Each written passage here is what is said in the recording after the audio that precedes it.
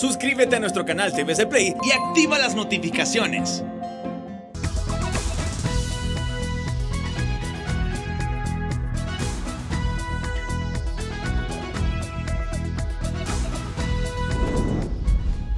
Los titulares son presentados por Banco Atlántida. Descarga Atlántida Móvil, conéctate a tu banca digital y crea tu usuario. La tormenta tropical Nana toca las costas del Caribe hondureño. Y Copeco emite alerta amarilla para islas de la bahía y alerta verde para el resto del país. Nana estaría abandonando este jueves el territorio nacional con fuertes lluvias para el sector noroccidental. Y no se descarta la aparición de otro fenómeno tropical con más lluvias para todo el territorio. Proponen modificar el fondo de garantía para que medidas del Banco Central sobre el encaje legal e inversiones lleguen a las MIPYMES, pues estas más que préstamos necesitan refinanciamiento, proponen expertos. Luis Javier Santos cuestiona que 3 años después, Corte de Apelaciones dé trámite a caso Red de Diputados y espera que juez natural dicte auto de formal procesamiento contra los imputados en este hecho de corrupción pública. Congreso Nacional sesiona este jueves para conocer dictamen de la nueva ley electoral consensuada entre las 3 principales fuerzas políticas del país. A lomo de mula, una humilde docente hondureña recorre la aldea de La Chotal en Victoria y Oro para dar clases a sus alumnos en medio de la pandemia y los temores que ello conlleva. En nuestra emisión, la violencia contra las mujeres también se hace presente en el norte del país y en su campaña de responsabilidad social, Televicentro y Emisoras Unidas les exhortan a vencer el miedo. En recorrido hecho con personeros de Inves Honduras en el Hospital Móvil de San Pedro Sula, gerente regional del Seguro Social afirma que este no es apto para COVID-19 y sugiere mejoras para su funcionamiento. Contagios del COVID-19 no decrecen y se estima que al menos unos 300.000 hondureños han sido contagiados o son portadores del virus a nivel nacional. En la Semana del Migrante, los cancilleres de Centroamérica piden apoyo a la comunidad internacional para reactivar la economía post-COVID, tras augurar un repunte en las migraciones. Por primera vez, un Kennedy pierde un escaño al Senado en Estados Unidos, mientras Alemania confirma envenenamiento de opositor ruso y la OMS recomienda un tipo de fármaco para pacientes graves de coronavirus. Los titulares fueron presentados por Banco Atlántida. Descarga Atlántida Móvil, conéctate a tu banca digital y crea tu usuario. Este es su noticiero TN5 Estelar con Renato Álvarez y Cristina Rodríguez.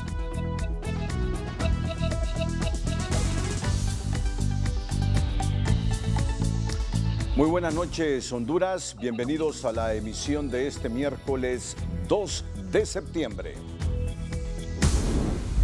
La noticia del día es presentada por Claro. El mundo está cambiando. Sigamos conectados con Internet de Claro Hogar.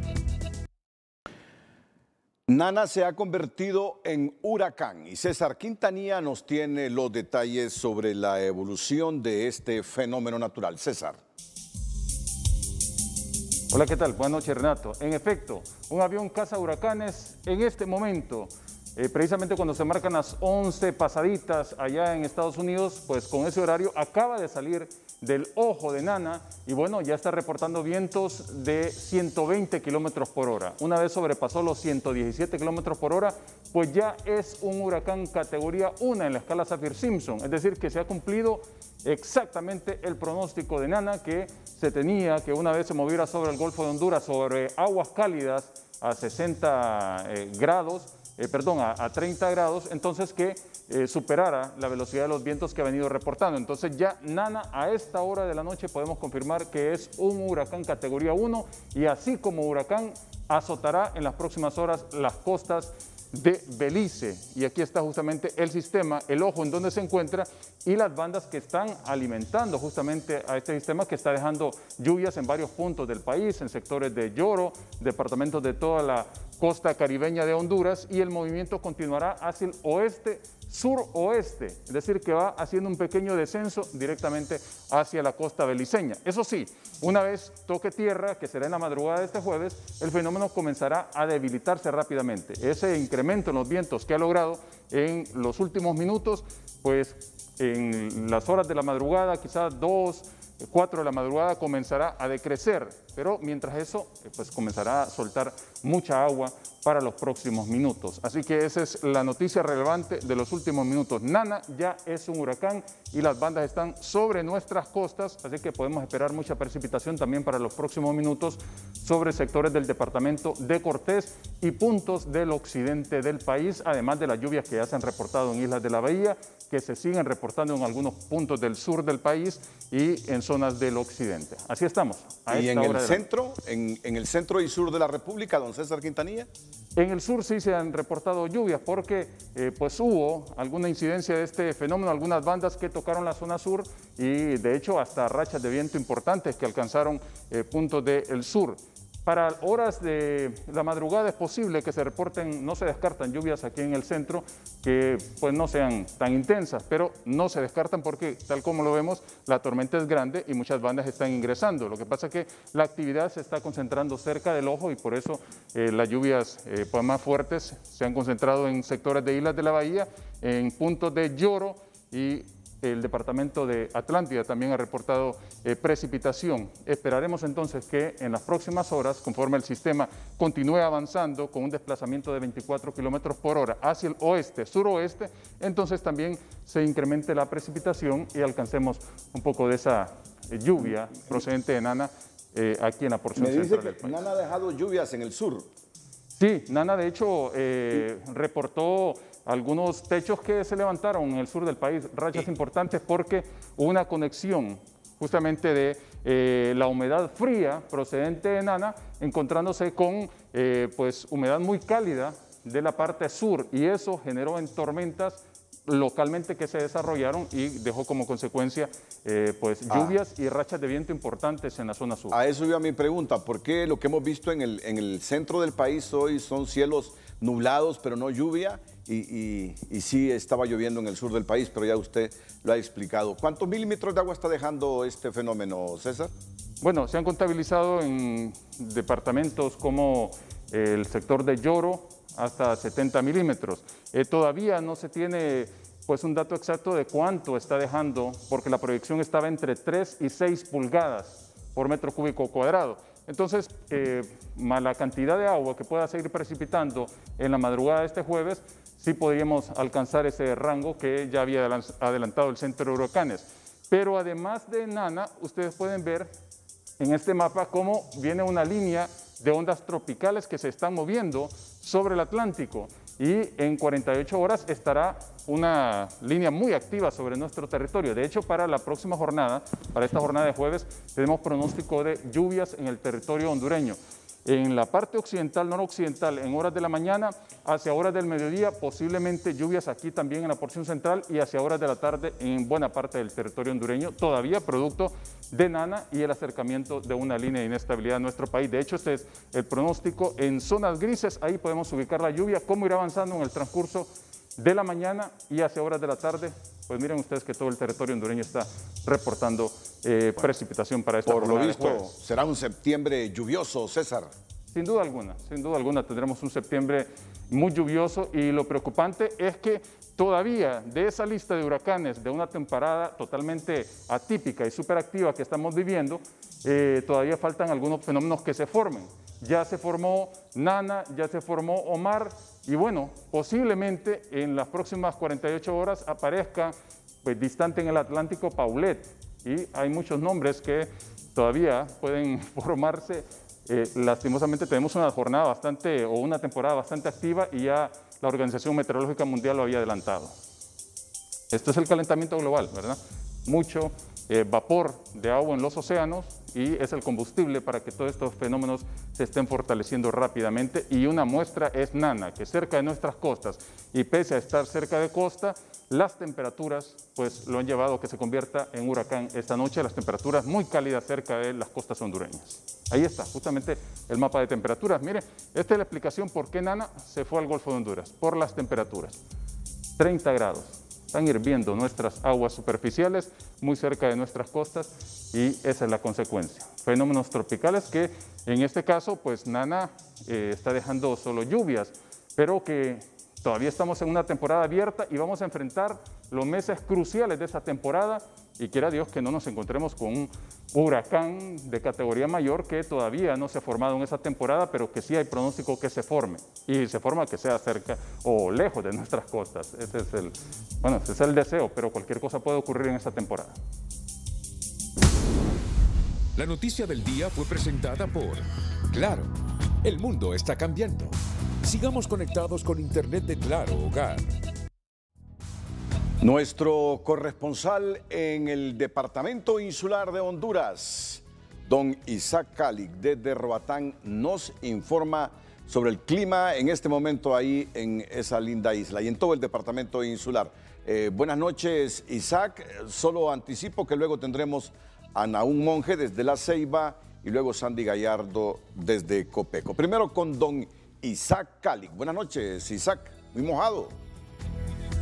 Buenas noches, licenciado Renato. Sí, ha sido una tarde bastante mojada acá en Roatán, Islas de la Bahía. A partir de las 2 de la tarde empezó esta actividad, tal y como se había pronosticado en el municipio de Santos Guardiola a la 1 de la tarde, 2 de la tarde sobre la isla de Roatán.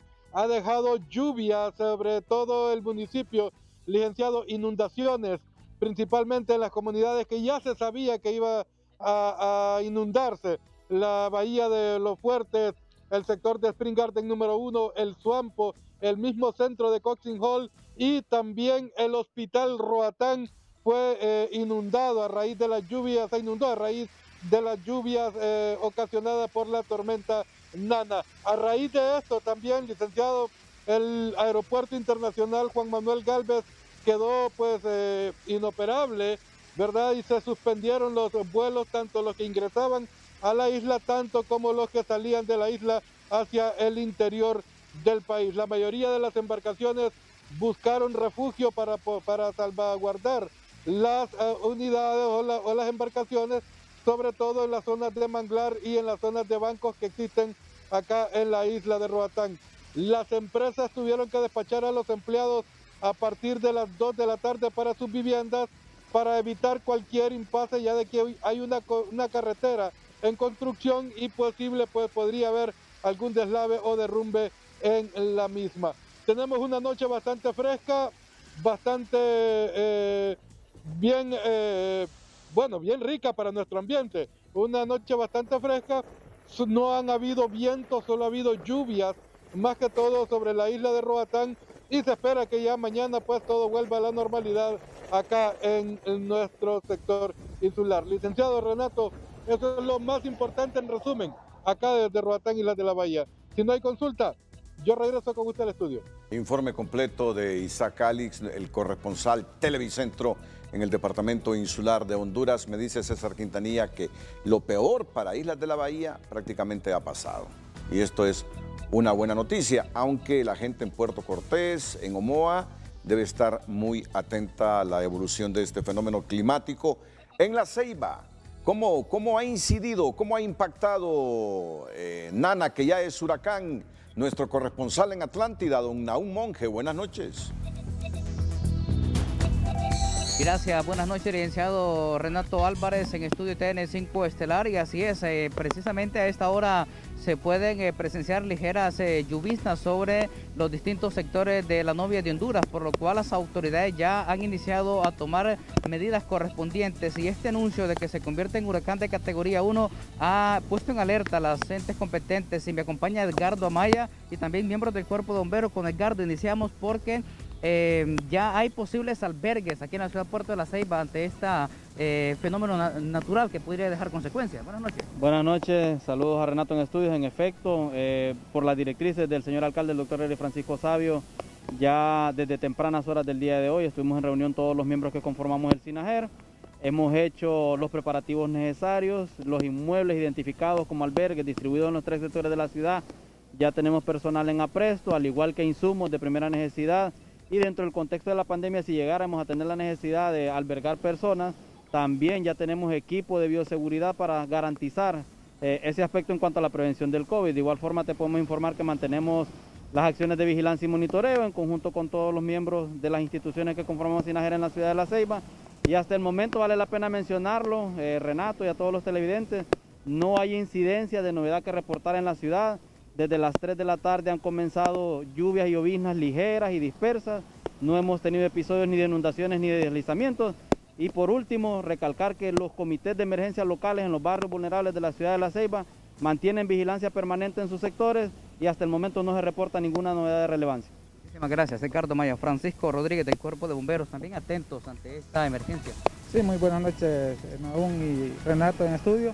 Efectivamente, pues con instrucciones del comandante local y la comandancia general, pues nosotros nos mantenemos en apresto, tanto el personal que está en servicio, ¿verdad?, como el personal que salió libre hoy, están pendientes al llamado al presentarse algún evento adverso. Gracias a Dios hasta los momentos, como decía Ricardo, pues no tenemos ninguna novedad que lamentar, ¿verdad? Y igual nos mantenemos vigilantes con todo el equipo listo, ¿verdad?, para cualquier emergencia que se pueda brindar en horas de la noche. Muchísimas gracias, muy amable Francisco Rodríguez, Ricardo Maya y Renato. Le voy a mostrar aquí porque ya el oleaje específicamente a esta hora de la noche aquí en la playa municipal ceibeña se ha mantenido de 12 a 4 pies. Ha intensificado un poco lo que es el caudal cuanto al oleaje que se ha presentado específicamente aquí en la playa municipal de La Ceiba, tal y como podemos observar algunos vientos que vienen procedentes del sector de la isla de la Bahía, por lo cual se recomienda a los pescadores tomar las medidas correspondientes ante esta tormenta tropical que se ha convertido, así como se anunció de último minuto a través de TN5 Estelar, en huracán de categoría 1. Específicamente el oleaje, tal y como usted lo observa, de 2 a 4 pies se mantiene aquí en la zona del Caribe hondureño. Desde la playa municipal de La Ceiba estaremos atentos de cualquier enlace en el transcurso de TN5 Estelar. Regreso con usted a Tegucigalpa. Buenas noches. Nuestro corresponsal Nahum Monge en La Ceiba, Atlántida.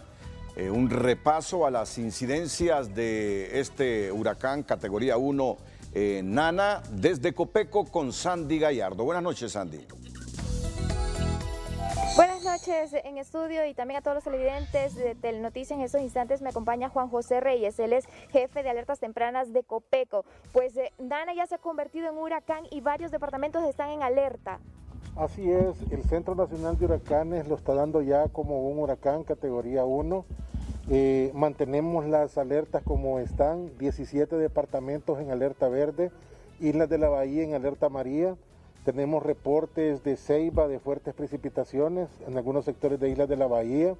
Comienzan las lluvias en Puerto Cortés, en San Pedro Sula, posiblemente en las zonas montañosas de Lloro o Lancho, y se podrían dar lluvias en otros sectores del país. Por eso vamos a mantener las alertas, la vigilancia, independientemente que Nana como huracán se esté alejando ya del territorio hondureño, adentrándose en Guatemala y Belice, siempre sus bandas se extienden varios cientos de kilómetros alrededor de su centro y estas podrían seguir influenciando para las próximas 24 horas. Así es que no hay que bajar los brazos. Capitanías de puerto mantengan las restricciones de acuerdo a sus protocolos.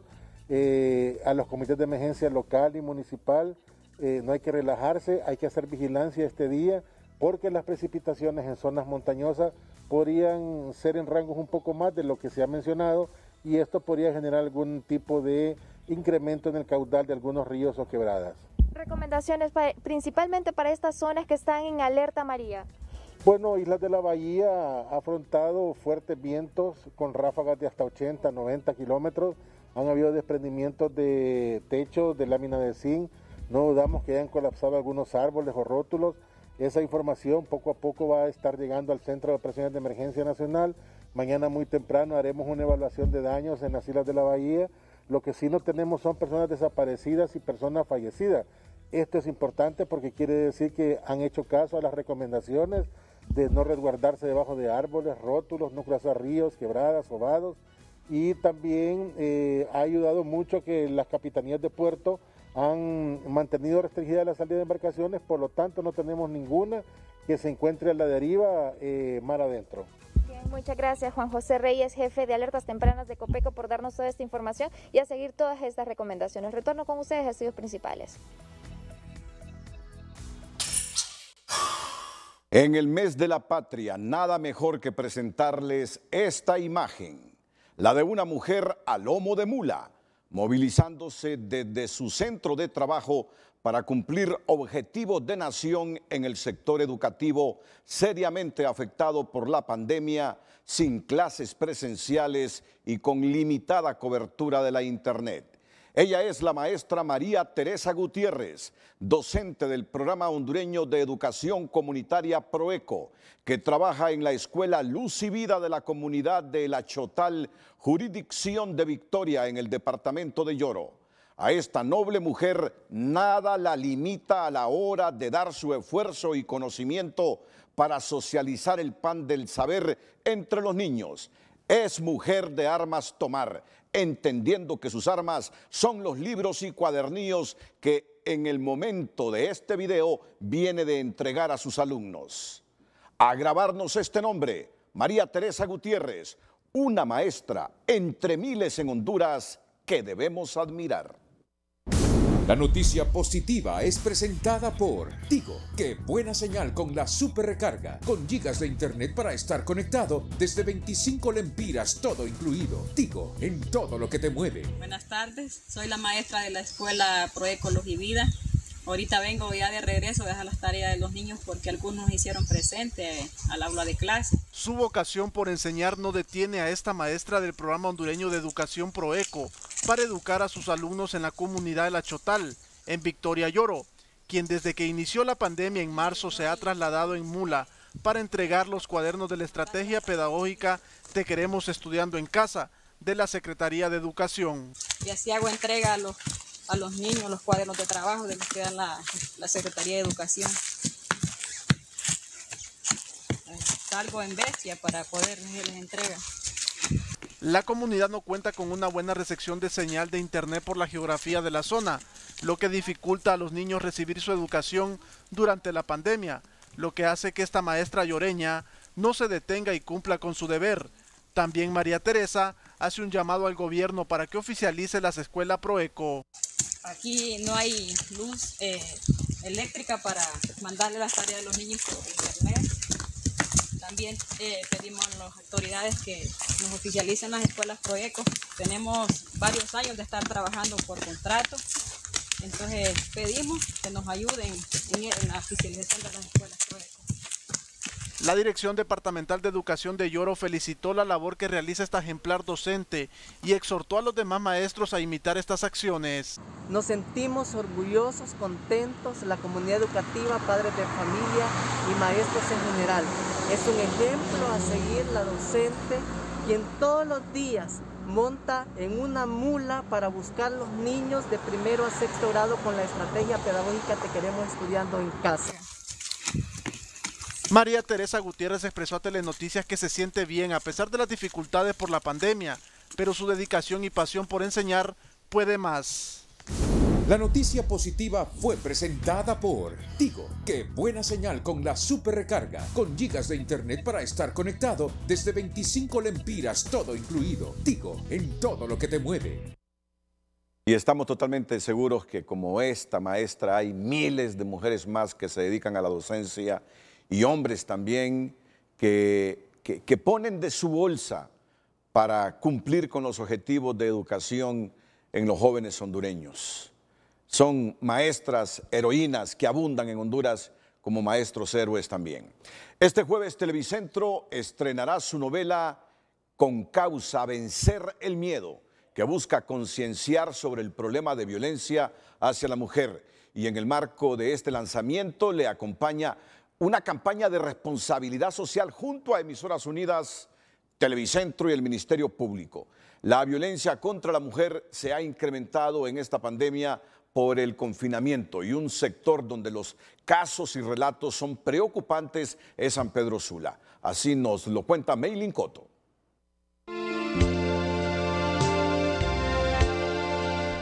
de cada 10 mujeres han experimentado algún tipo de violencia. La mayoría calla por miedo, dependencia económica, vergüenza o porque lo ven normal en una cultura machista.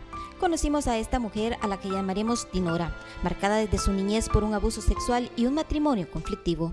Cuando teníamos más o menos año y medio de casado, nació mi hijo y empezaron mensajes de mi esposo pues a su teléfono, y cuando yo preguntaba pues lo que venían eran los empujones. Si yo le decía qué hizo el dinero, él me decía, ¿y usted por qué le preocupa si yo soy el que pago las cuentas? Cosas así que fueron pasando, y pasaron 20 años de eso. Me sentía deprimida, me sentía que yo no valía nada, incluso yo varias veces intenté suicidarme.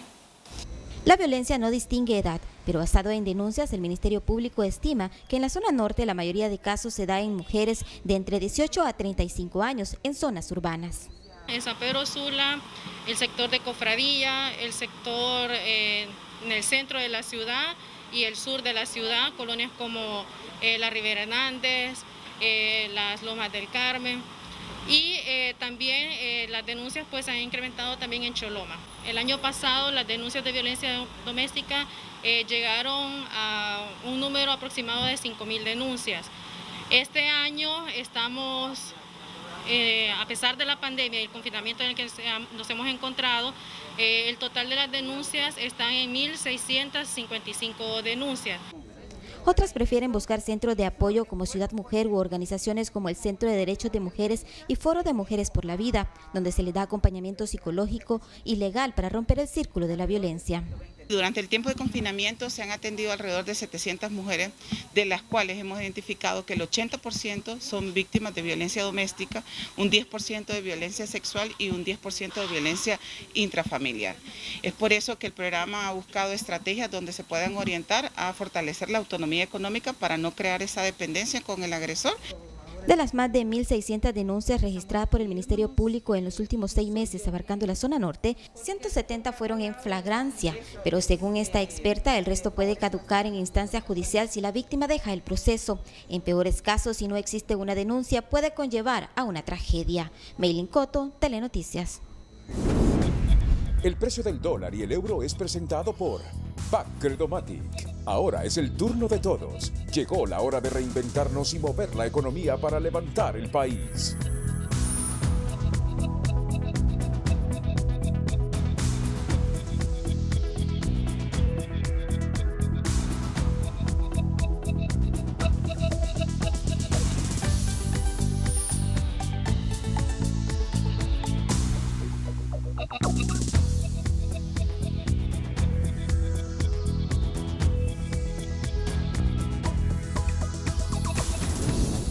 El precio del dólar y el euro fue presentado por Credomatic. Es nuestro turno de ofrecerte las herramientas digitales y soluciones integrales que necesitas. El sector de las MIPYMES es uno de los más afectados por la pandemia y según los expertos se las han ingeniado para poder sobrevivir en medio de la tempestad del coronavirus. A ellos es preciso darles mejores opciones de financiamiento para su sobrevivencia.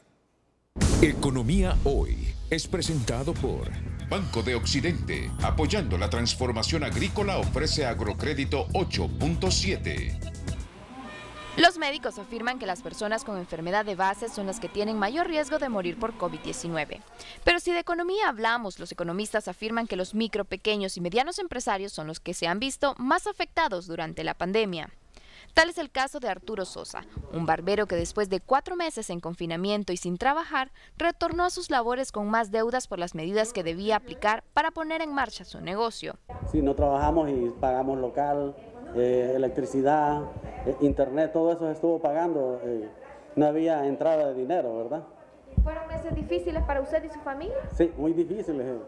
De hecho, más bien continuamos pagando el local con dinero prestado, lo pagamos realmente. Arturo tuvo que comprar una cámara para desinfectar las capas, rotulaciones para indicar a los clientes las medidas de bioseguridad, alcohol en gel para dar en la entrada y desinfectantes especiales para las navajas y demás utensilios. Una inversión bastante grande, afirma.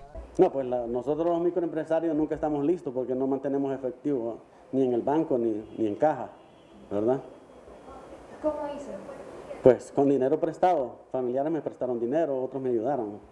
Economistas afirman que las MIPYMES son las más golpeadas por la pandemia y que muchas de ellas están a punto de cerrar o han tenido que suspender a los empleados. Y ha sido uno de los sectores mayormente afectados. Por mismas cifras del COE demuestran que en estos últimos meses han sido una gran cantidad de empresas que han tenido que cerrar, así como se han perdido también gran cantidad de empleos en las que no cerraron, pero tuvieron que disminuir también su carga laboral.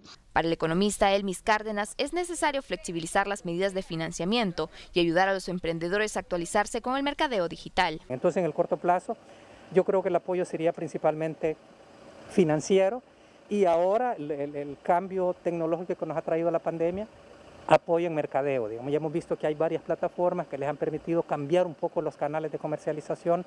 El Banco Central de Honduras anunció una reducción de 3 puntos del encaje legal en moneda nacional y estableció el 3% de inversiones obligatorias para incentivar el crédito a las MIPYMES.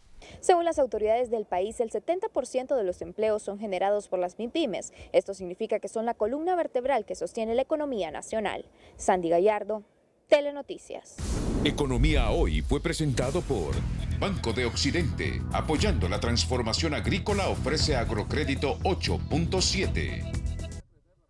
Un informe publicado por el Centro de Estudio para la Democracia, CESPAD, sobre una investigación de los más de 8.000 millones de lempiras autorizados por el gobierno de Honduras para el sector agro del país, concluyó que Honduras necesita políticas públicas incluyentes para el agro, ya que muchos pequeños y medianos productores que intentan producir la tierra quedan al margen de los créditos y de los bonos que el gobierno ofrece, porque las políticas se enfocan más en quienes ya tienen capitales que les ayudan a sustentar los créditos.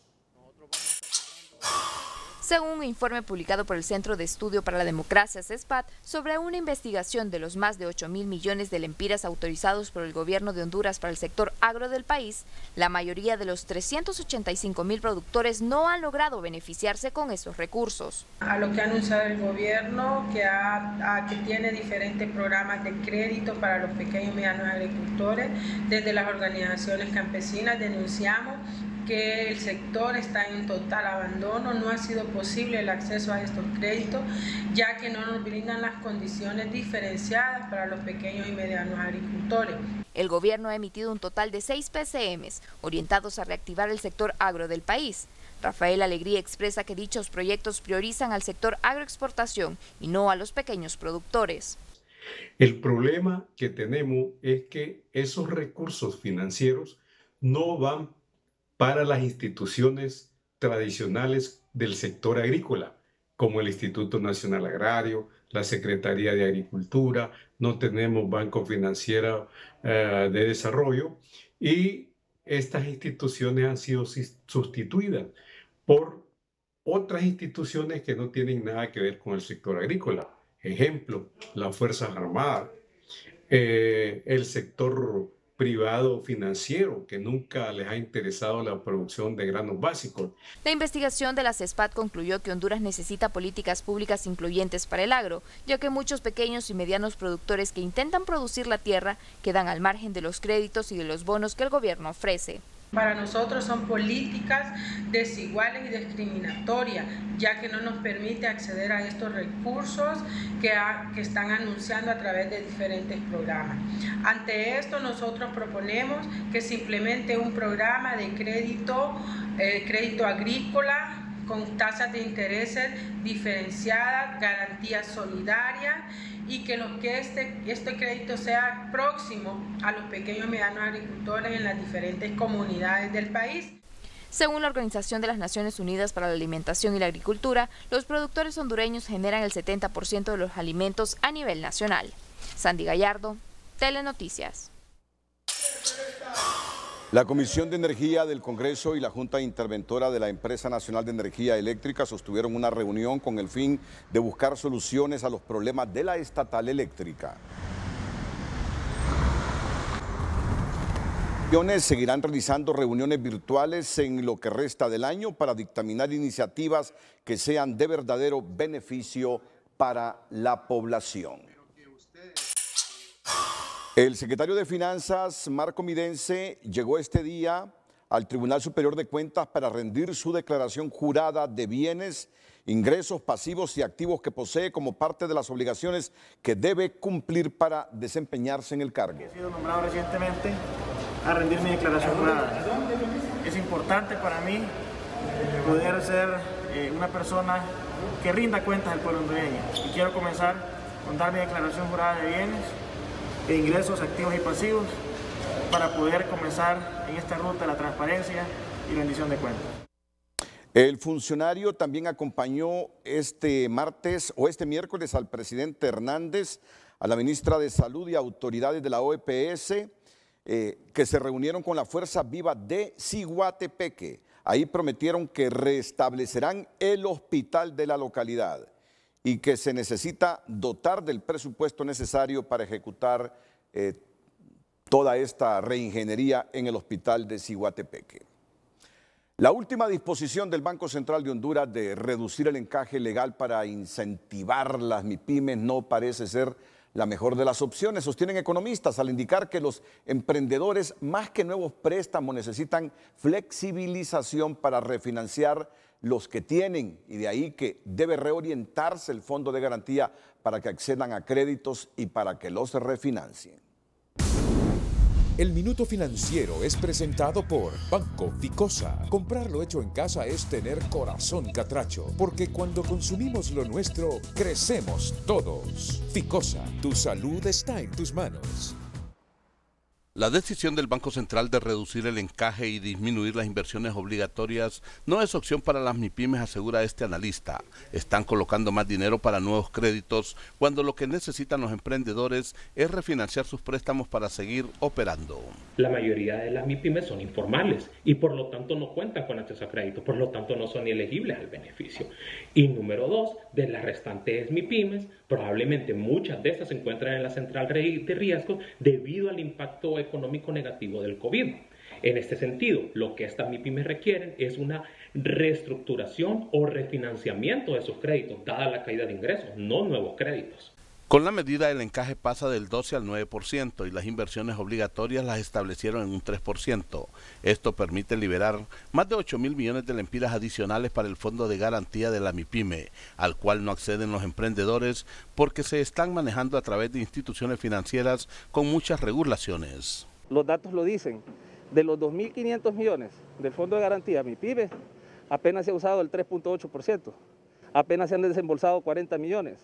Esta política Banco Central es correcta, es oportuna. Lastimosamente, la estructura del sistema bancario comercial y la rigidez de las normativas no permiten que el crédito sea ágil para la MIPYME. Los pequeños emprendedores señalan de que ellos están endeudados debido a la pandemia, pero necesitan saber cuáles son las condiciones de estos nuevos créditos para poder acceder a ellos y de esta forma tener mayor capital y seguir trabajando. Los MIPYMES están endeudados y necesitan créditos, pero solo ven las buenas intenciones porque al tramitar el préstamo les dicen que no clasifican. Te piden 2 años de antigüedad de estar escriturado, te piden garantías que puedan cubrir la línea de crédito, entonces hay muchas complicaciones. Le dan un préstamo que tiene que estar pagando bastante dinero, no se puede, porque de esto casi no le queda a uno.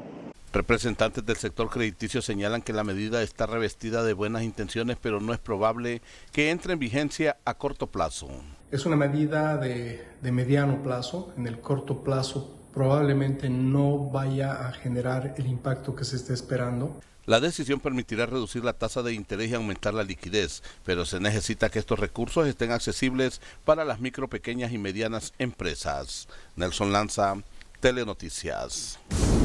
El Minuto Financiero fue presentado por Banco Ficosa. Comprar lo hecho en casa es tener corazón catracho, porque cuando consumimos lo nuestro, crecemos todos. Ficosa, tu salud está en tus manos. En nuestra sección educativa financiera, ponga mucha atención, pues le vamos a contar cómo ganar dinero con un blog. Educación Financiera es presentada por la tarjeta de crédito BP Educación de Banpaís. Obtén 10% de descuento en escuelas, colegios y universidades del país. ¿Cómo ganar dinero desde su blog? En medio de la crisis económica y financiera que se vive a nivel mundial, la web sigue siendo un mercado tentador hoy en día y muchos trabajan en levantar una fuerte comunidad a través de sus diferentes redes sociales o canales de YouTube e incluso desde su propio blog, pero no todo es tan fácil como parece y esto puede tomar algún tiempo y esfuerzo. Veamos algunas actividades que podrían generar ingresos económicos desde su blog. Comencemos por activar anuncios. Esto se puede hacer a través del programa AdSense de Google o en comunicación directa con la marca. Esto le generará ganancias por anuncios vistos o interacciones. Las ganancias promedio son de $1 por cada 1000 visitas. Publicar artículos patrocinados. Aquí el blogger presenta un artículo o video explicando cómo funciona el producto. Es recomendable solo anunciar marcas que a usted le gustan y sabe que son confiables. Esto ayuda a su credibilidad y aumenta su comunidad.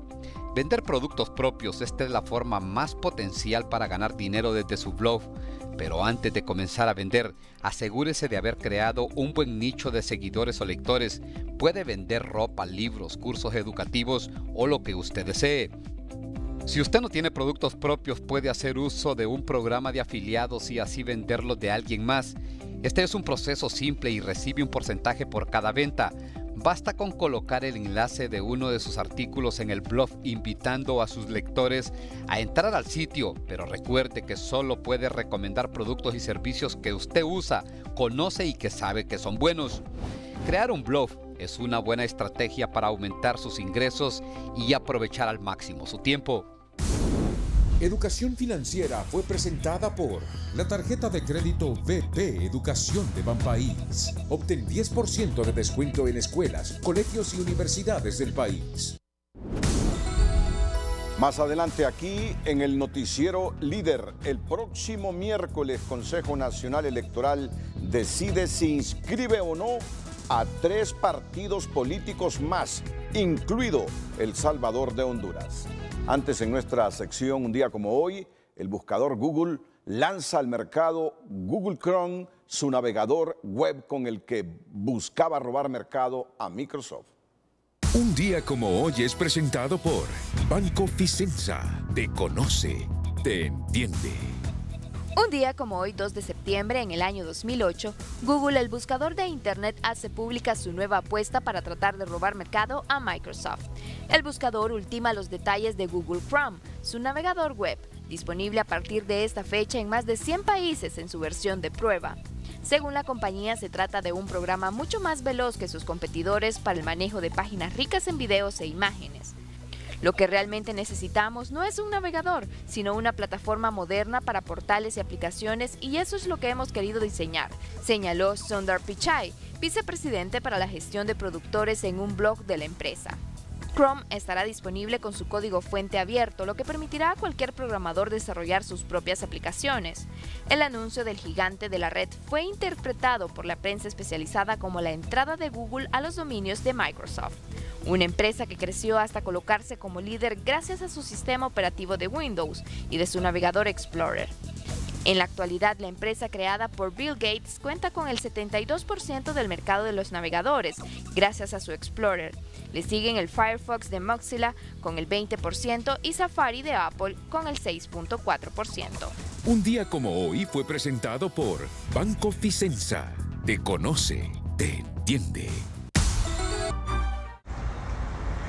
Luego que un grupo de 50 profesionales de diferentes áreas presentó un recurso de amparo ante la Sala Constitucional contra actos o hechos cometidos por el Congreso Nacional en la discusión, aprobación, publicación y vigencia del nuevo Código Penal, este miércoles ese mismo grupo remitió una carta al presidente de la Corte Suprema de Justicia, Rolando Argueta, a quien le recuerdan el amparo y le solicitan que admita el recurso porque consideran que se sigue burlando la confianza popular desde el poder llamado a fortalecerla.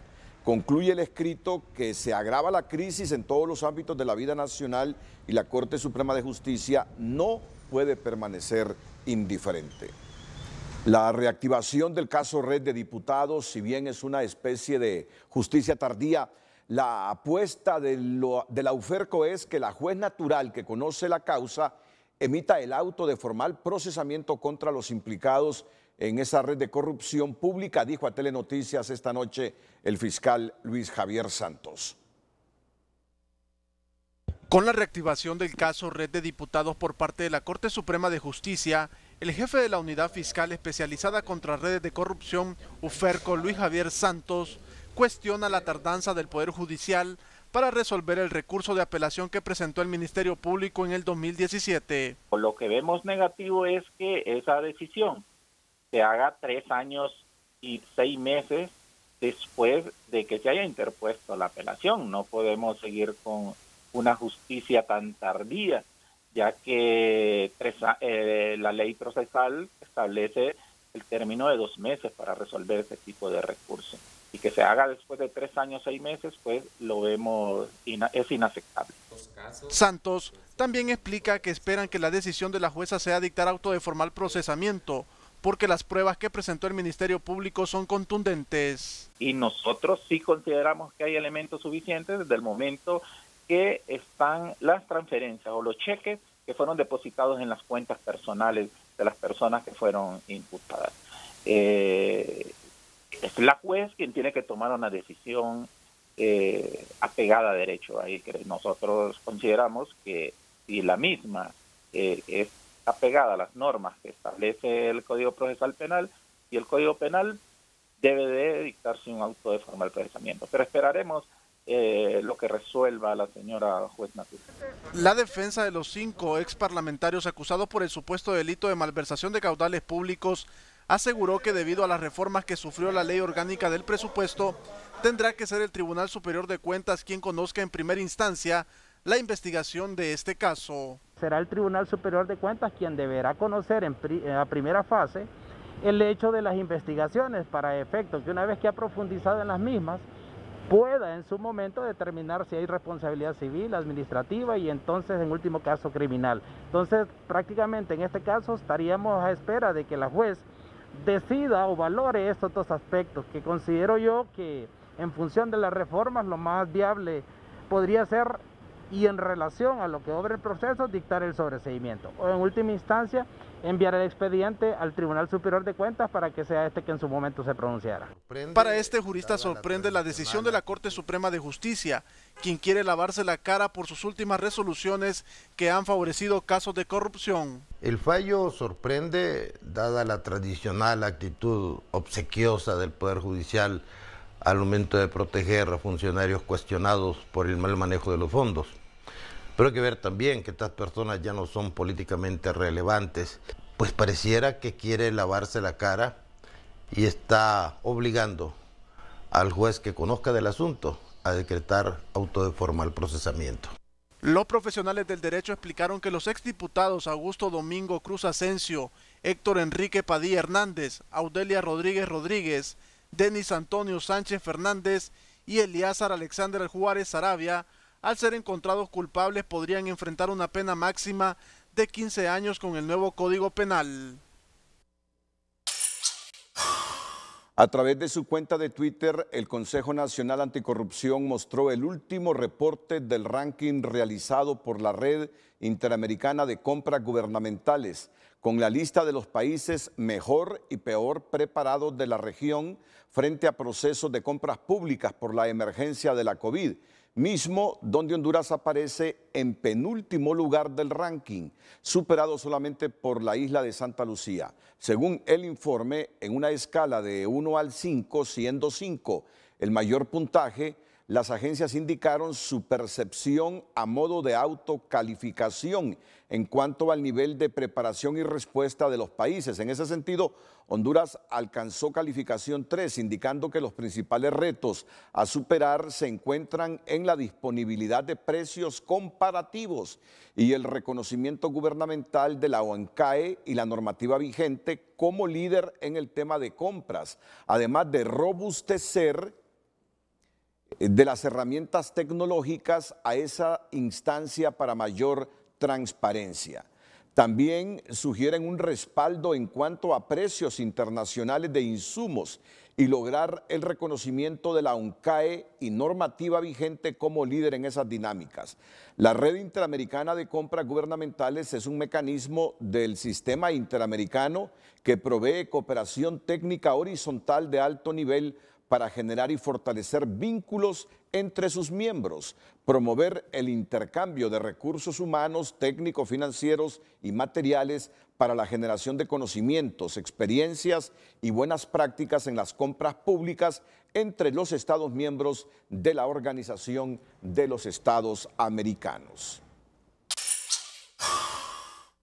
Por medio de su cuenta de Twitter, la presidenta consejera del Consejo Nacional Electoral, Rixi Moncada, informó a los partidos Salvador de Honduras, Líder y Todos Somos Honduras que el lunes 7 de septiembre a las 3 de la tarde los concejales firmarán la resolución definitiva y ella reitera que su voto será favorable a la inscripción de estos nuevos partidos. Miren, ya tenemos 10 partidos, con estos serían 13 partidos. Rixi Moncada promete que el próximo lunes 7 de septiembre a las 3 de la tarde el Consejo Nacional Electoral va a decidir la inscripción o no de estos 3 partidos políticos. Salvador de Honduras, Líder y Todos Somos Honduras. Así que estaremos pendientes. Más opciones políticas. El Congreso Nacional convocó a los diputados a sesionar este jueves a las 9 horas y el secretario de este Poder del Estado, Tomás Zambrano, informó que el dictamen de la nueva ley electoral será introducido para su discusión en primer debate. Zambrano se refirió también a las cartas enviadas de manera separada por las titulares del Consejo Nacional Electoral, Rixi Moncada y Ana Paola Hall, sobre el tema de la segunda vuelta, indicando que las mismas son improcedentes.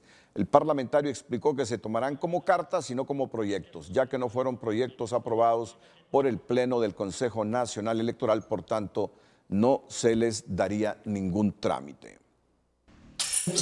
Al menos 5 partidos políticos minoritarios conformaron este miércoles la coalición política denominada CREO, de cara a una alianza de la oposición para los comicios generales. La idea de CREO nace porque la gente ha perdido la credibilidad en todo. Y entonces pusimos que había que crecer porque también tenemos la idea de incorporar más sociedad civil a todos los grupos organizados, o no todo el hondureño que quiera entrar a CREO puede entrar. Esta coalición se encuentra por segunda vez de forma pública y está conformada por los partidos Unificación Democrática, Democracia Cristiana, Todos Somos Honduras, Rescatemos Honduras y el movimiento Todos por el Cambio del diputado Jorge Lobo.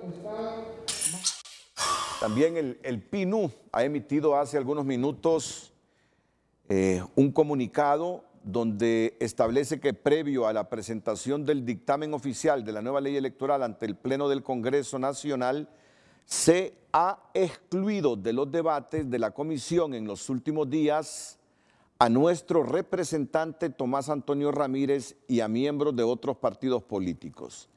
Los temas torales en materia electoral están siendo negociados por 3 partidos políticos en una actitud descarada de ventajismo y manipulación, sin considerar la participación de las demás fuerzas políticas legalmente representadas en el Congreso. Por tanto, exigimos, dice este comunicado, el PNUD, que recibimos hace algunos minutos, la integración de los organismos electorales municipales y departamentales en igualdad de condiciones, la depuración y actualización del Censo Nacional junto a la emisión de la nueva tarjeta de identidad para las próximas elecciones, garantizar su derecho al sufragio a los migrantes hondureños en el extranjero, que sostienen la economía del país aportando más de 125 mil millones de lempiras, situación que no se ha modificado pese a haber presentado propuestas en tal sentido. En cambio, se está dejando limitado tal y como ha ocurrido siempre. En el próximo proceso electoral debe aplicarse la segunda vuelta respondiendo al clamor popular. Se debe realizar comprobación dactilar en las mesas para que un ciudadano pueda votar. Se debe proceder a la ciudadanización de las mesas electorales para evitar el tráfico de credenciales y prevenir otro fraude electoral.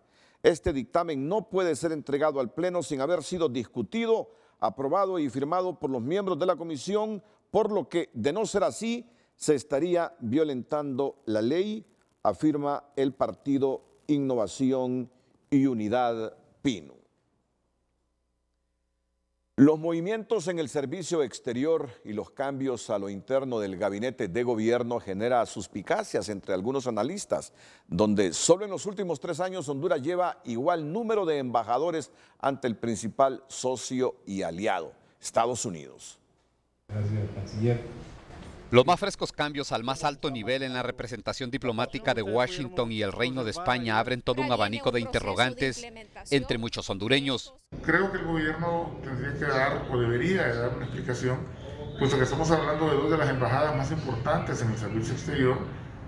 España es el puente prácticamente de comunicación con América Latina y Washington pues la denominan la capital del mundo y por algo será. Y es que mover a la embajadora María Dolores Agüero de Washington a Madrid y mandar a ese cargo al viceministro de Seguridad Luis Suazo genera suspicacias y no menos dudas de la consistencia del servicio exterior hondureño, que en menos de 3 años ya lleva 3 embajadores en la capital de los Estados Unidos.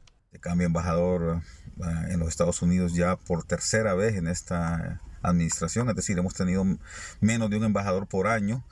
Y eso, pues, evidentemente también dice muchísimo de la calidad, la continuidad y la prudencia con que se están manejando las relaciones en el país. Pero estos vientos de cambio en el servicio exterior también dejan algunas ráfagas aquí internamente en la administración pública con algunos cambios que son convencionales, pero otros se convierten en una verdadera sorpresa.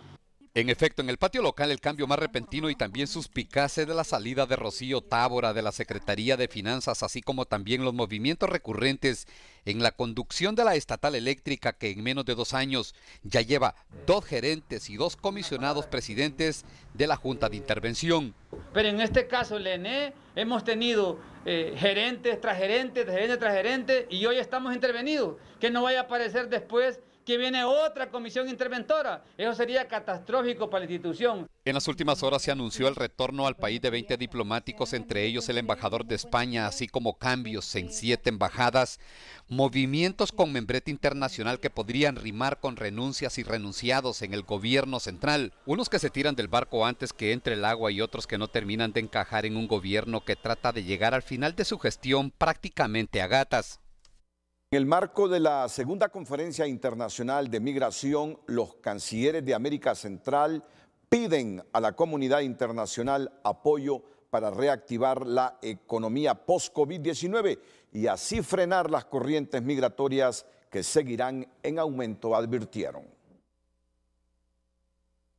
La situación de miles de migrantes centroamericanos que debido a la crisis por COVID-19, pérdida de empleo, inseguridad y pobreza mantienen la esperanza de llegar a México y Estados Unidos fue el tema de discusión en la segunda conferencia internacional de migración, donde cancilleres de los 5 países solicitaron apoyo de la comunidad internacional para reactivar su economía como medida para evitar ese flagelo. Necesitamos construir alianzas que nos permitan con los organismos internacionales crear las rutas y mecanismos ajustados a la realidad para apoyar a los países de la región, que hemos enfrentado una presión fiscal producto de la reducción de ingresos y un incremento de los gastos debido a la pandemia. El canciller hondureño también manifestó su preocupación porque la migración se sitúa en uno de los escenarios de riesgo más altos como consecuencia de la COVID. La migración se sitúa en uno de los escenarios de riesgo con los pronósticos de contracción económica que se están cumpliendo y evidenciando sus efectos en la reducción de empleos con el cierre de empresas y en consecuencias masas de personas que buscan una oportunidad. Sin embargo, la situación es más grave, señalan analistas, que aseguran que a pesar de la pandemia, cerca del 50% de los hondureños dice estar dispuesto a emprender el peligroso camino para buscar una segunda oportunidad de vida en el norte de América. Cerca del 50% en los diferentes estudios de opinión de los hondureños dicen que están dispuestos a migrar Y es interesante, la semana pasada salió un estudio de opinión también de OIM, y en el caso de Honduras se planteaba que prácticamente de cada 10 hondureños, 8 dicen que han pospuesto únicamente su viaje o su decisión de emigrar en este contexto de pandemia. Otro de los retos es el creciente número de denuncias de violación a los derechos humanos de los migrantes en las fronteras de México y los Estados Unidos. El punto central de la raíz está la pobreza y la desigualdad. De hecho, en la doctrina de los derechos humanos, la pobreza es causa y efecto de múltiples violaciones de derechos humanos. Paz concluyó indicando que solo en México a la fecha se han procesado cerca de 26,000 peticiones de asilo de hondureños que esperan una luz para cambiar su situación, mientras 30,000 hondureños han sido deportados desde los Estados Unidos. Según los analistas, los factores que orillan a las personas a querer salir del país continúan siendo la violencia y la pobreza, mismos que se agudizarían al finalizar este año debido al COVID-19. Gabriel Andino, Telenoticias. Miembros de la sociedad civil, representantes de Copeco, Inves Honduras y directores de centros hospitalarios inspeccionaron esta mañana el Hospital Móvil de San Pedro Sula, que aún se encuentra en un proceso de equipamiento y prueba para ser entregado a mediados de septiembre a la Secretaría de Salud. Y al término de la visita, algunos galenos señalaron que las instalaciones no son adecuadas para pacientes COVID-19 e hicieron sus observaciones. En el caso del gerente regional del Seguro Social de San Pedro Sula. Por los distanciamientos no tiene características para hacer un hospital para pacientes de COVID. Esta fue la impresión del gerente del Instituto Hondureño de Seguridad Social, Omar Hananía, quien señaló que las instalaciones del Hospital Móvil de San Pedro Sula están incompletas y solo son adecuadas para atender a pacientes leves a moderados pro coronavirus, o como apoya al Hospital Mario Catarino Rivas. Primero, no está totalmente instalado, ¿verdad? Consideramos que todavía falta bastante infraestructura de poder funcionar. Segundo, pues todavía le falta equipo, ¿sí? Especialmente en las unidades de cuidados intensivos, que los ventiladores no están físicamente. Tercero, consideramos que puede haber alguna debilidad en la compra de insumos, porque son insumos europeos y aquí en Honduras no hay casa representante. Entonces se tiene que dotar con suficiente tiempo para cobertura de 6 meses o 1 año, etcétera. Otros opinan que está en óptimas condiciones para afrontar la pandemia. El hospital cuenta con suficiente capacidad, entiendo, 62 camas para pacientes de cuidados intensivos completamente equipados, que ya lo pudimos evidenciar nosotros, y otros 30 para pacientes de cuidados intermedios, pacientes que necesitan atención intermedia. Para triaje, no es un hospital completo, no es para atender pacientes con cuidados mínimos. La entrega del hospital móvil a la CESAL se realizará a mediados de septiembre, ya que la próxima semana se instalarán los ventiladores mecánicos y continuarán con la fase de pruebas.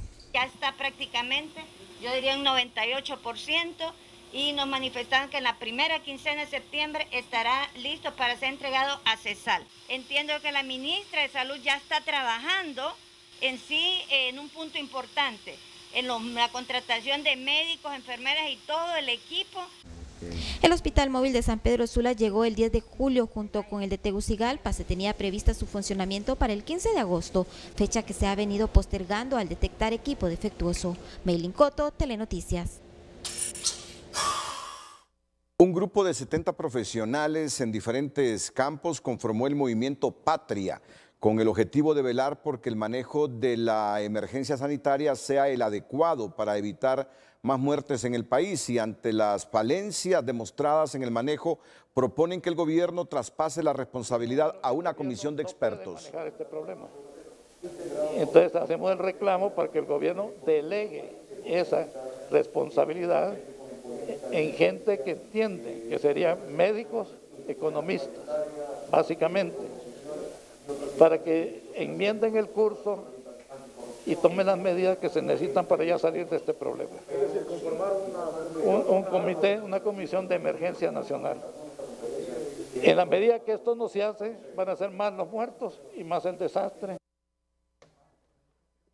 El presidente vitalicio de la Asociación Nacional de Industriales, ANDI, Adolfo Facusé, también justificó la propuesta ante la falta de transparencia en la administración de los recursos destinados para la atención de la emergencia sanitaria.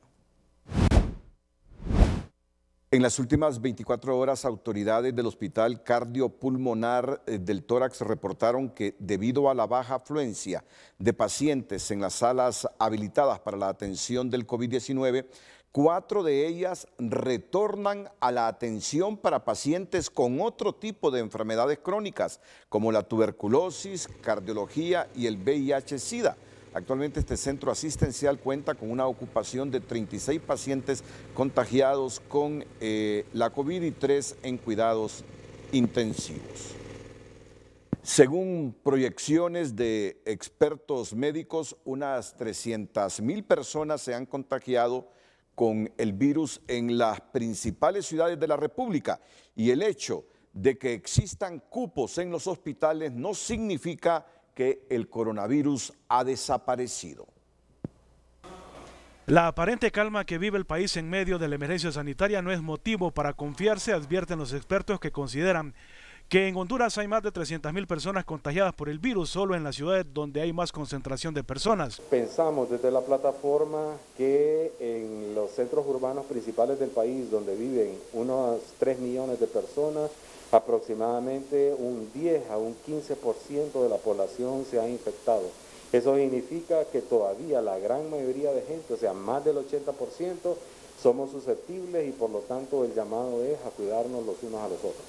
300.000 personas de estas ciudades. Unas 300.000 personas, es decir, los datos de 60.000 básicamente tiene que multiplicarlos mínimo por 5, o sea, unas 300.000 personas han sido infectadas con este virus. Según los expertos de la Universidad Nacional Autónoma de Honduras, los contagios no han bajado actualmente en Honduras, y en las últimas 2 semanas el porcentaje de casos positivos se mantiene entre un 40 y 60%, pese a la baja en el número de pruebas que se aplican. La positividad se ha mantenido en las últimas semanas, 2 para ser más específica, en un promedio de 41%, oscilando entre el 40 y el 65%, que de hecho se presentó el 28 de agosto.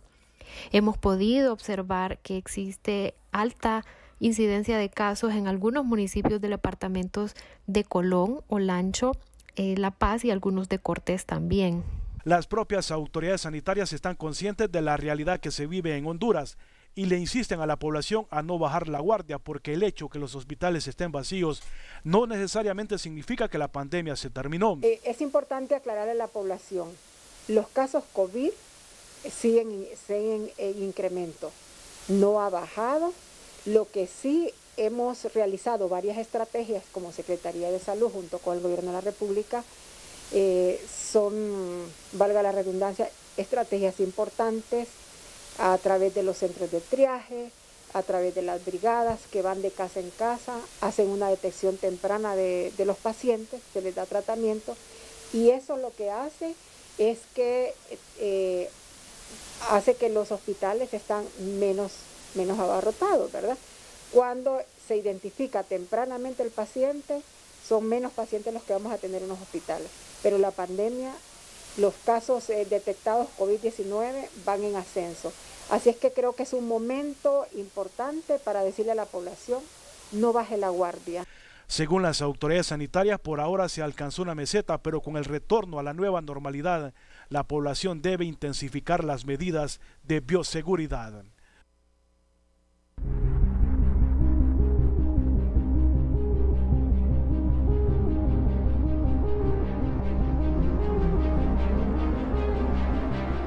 Estos son los datos reportados por SINAGER este miércoles. 1.711 pruebas realizadas, 757 nuevos casos, el total de casos positivos 62.526, hoy reportan 36 fallecimientos, nos estamos acercando ya a los 2.000, estamos a 76 fallecimientos para llegar a los 2.000, 1.924.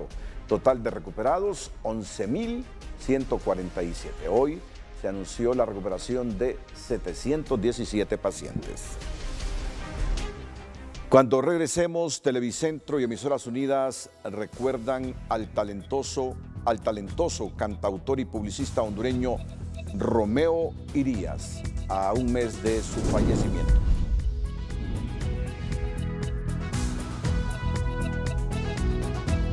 Miren qué interesante dato, a esta hora de la noche ya el Registro Nacional de las Personas tiene 996.952 ciudadanos enrolados. Estamos a 3.048 para los 997.000, acercándonos ya al 1.000.000 de hondureños enrolados y que van a tener su tarjeta de identidad entre diciembre y enero. Este miércoles se cumple un mes del fallecimiento del talentoso cantautor y publicista hondureño Romeo Irías, y con este reportaje la Corporación Televicentro le rinda un tributo al autor de Esta Tierra es Mía. Hace 30 días ya que la COVID-19 se llevó a uno de los más grandes talentos de nuestro país, Romeo Irías, conocido como la Voz de Honduras. Desde niño mostró sus dotes creativos que lo llevaron a realizar todo tipo de trabajos y emprendimientos, desde cuidar carros en el Estadio Nacional, lustrar zapatos en el Hotel El Prado, recorrer gran parte del país a lomo de bestia, hasta trabajar como miembro supervisor de mesas electorales. Fue aquí en estos trabajos de la Honduras rural, exactamente en Opoteca, Comayagua, donde Romeo Irías aprende a tocar guitarra y hace notar su don de una prodigiosa voz que de niño practicaba al escuchar los tenores de la época. En estos pueblitos de Honduras, al oírlo cantar, quienes lo escuchaban comentaban: canta como radio. Romeo Irías también fue cabo de las Fuerzas Armadas, pero su creatividad, capacidad autodidacta al ser un devorador de libros y sus estudios en Bellas Artes, al final de cuentas, lo pondrían en una carrera en la que marcó historia, la publicidad. Si hablamos de los pioneros de esta profesión en el país, el nombre de Romeo Irías se encuentra al lado de doña Eva de Celaya y Carlos Calderón. Zeus Publicidad fue la agencia que cambió la industria publicitaria en el país, la llevó a la modernidad, trabajando para grandes empresas y marcas. Zeus realizó famosas campañas como la margarina Por Favor de Mr. Pickford, el COEP y muchísimas más, hasta ser el primer asesor nacional de imagen política en la campaña de Ascona del Hoyo en 1985, miembro fundador y primer presidente de la Asociación de Agencias Publicitarias de Honduras, APA.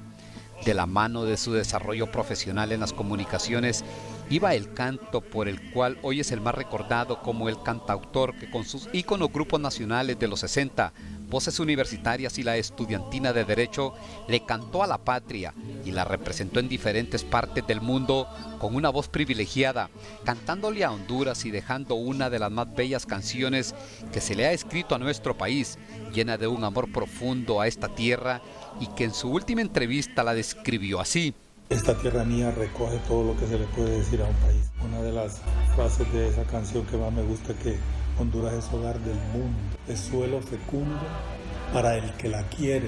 O sea, sí lo condiciona, hay que quererlo. Y es la única forma en que se le puede aportar al país amándolo. Si no se le quiere, se le extorsiona. Televicentro rinde este reconocimiento a quien trabajó con esta empresa aportando al desarrollo de la publicidad y el mercadeo en Honduras. Descansa en paz Romeo Irías, un hondureño ejemplar que deja una huella imborrable en nuestra historia.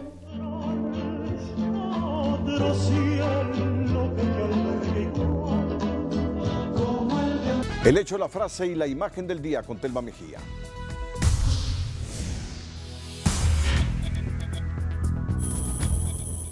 La tormenta tropical Nana toca las costas del Caribe hondureño y Copeco mantiene la alerta en esa zona y el resto del país, ya que el disturbio tropical dejará abundante lluvia en su paso por Belice, Guatemala, El Salvador y Honduras. Así valora el fiscal Luis Javier Santos la resolución judicial en el caso Red de Diputados. Lo que vemos negativo es que esa decisión se haga 3 años y 6 meses después de que se haya interpuesto la apelación. No podemos seguir con una justicia tan tardía, ya que la ley procesal establece el término de 2 meses para resolver ese tipo de recurso. Y que se haga después de 3 años, 6 meses, pues lo vemos, es inaceptable. a lomo de mula. Así se transporta todos los días la maestra María Teresa Gutiérrez de la aldea El Achotal, en Victoria Lloro, para llevar el pan del saber a sus alumnos e impedir que queden excluidos del sistema educativo nacional. Nos despedimos con las 5 de TN5. A todos, buenas noches.